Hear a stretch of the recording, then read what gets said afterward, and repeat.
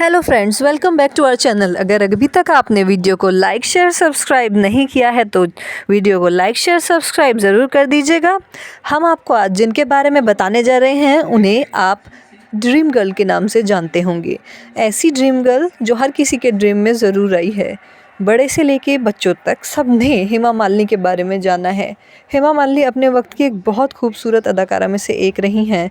हेमा मालिनी के बारे में तो हम आपको यूँ ज़्यादा कुछ नहीं बताएंगे, लेकिन उनकी लाइफ से रिलेटेड एक्साइटेड स्टोरीज ज़रूर सुनकर जाइएगा।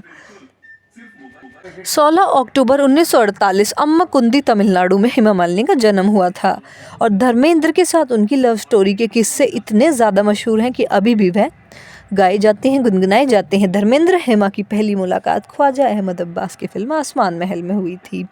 1965 में यह फिल्म के दौरान उनकी मुलाकात हुई थी और तब तक धर्मेंद्र फिल्म इंडस्ट्री में सुपरस्टार के तौर पर भी स्थापित हो गए थे।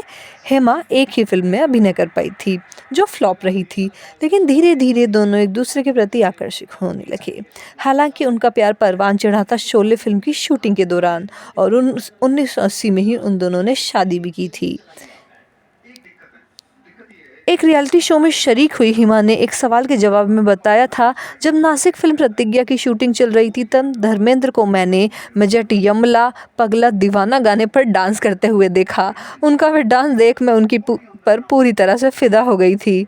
हेमा का दक्षिण भारतीय परिवार इस प्यार से बिल्कुल खुश नहीं था। एक तो धर्मेंद्र पंजाबी थे, दूसरा वह पहले से ही शादीशुदा थे। इस वजह से उन्हें हेमा से चोरी छिपे मिलना पड़ता था। कई बार हेमा के परिवार से ना कोई शूटिंग के सेट पर भी आ जाता था, इसलिए मिलना और मुश्किल हो जाता था। वे दोनों शूटिंग के बाद बाहर भी नहीं मिल पाते थे क्योंकि धर्मेंद्र की शादी पहले से ही हो रही थी, तो उनके परिवार वाले नहीं चाहते थे कि हेमा इनके बीच में फंसे। धर्मेंद्र और हेमा एक तरह के पहरे के बीच शूटिंग करते थे।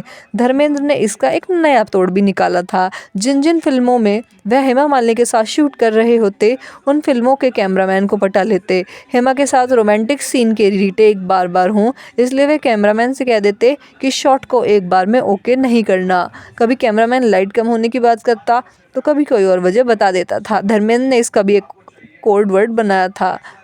धर्मेंद्र ने इनका भी एक कोड वर्ड बना लिया था। जब वह चाहते थे कि उनके साथ और शूटिंग करें फिल्म की तो वह कान पे हाथ लगा देते थे। जब वह चाहते थे कि अब रीटेक ना देने पड़े, ओके हो जाए, तो वह अपनी नाक पे हाथ लगा देते थे। हेमा की शादी उनके भाई के घर से हुई थी। यह एक तमिल वेडिंग थी। कहा जाता है कि धर्मेंद्र और हेमा दोनों इसी तरह से शादी करना चाहते थे।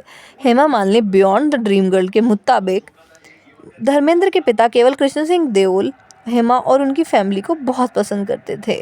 हेमा ने एक बुक में बताया था कि उनके पिता अक्सर चाय पर उनके भाई से मिला करते थे। इस दौरान वे पंजे भी लड़ाया करते थे और उन्हें हराने के बाद मजाक करते हुए कहते, तुम लोग घी मक्खन लस्सी खाओ, इडली और सांभर से ताकत नहीं आती। इसके बाद वो खूब हंसते थे।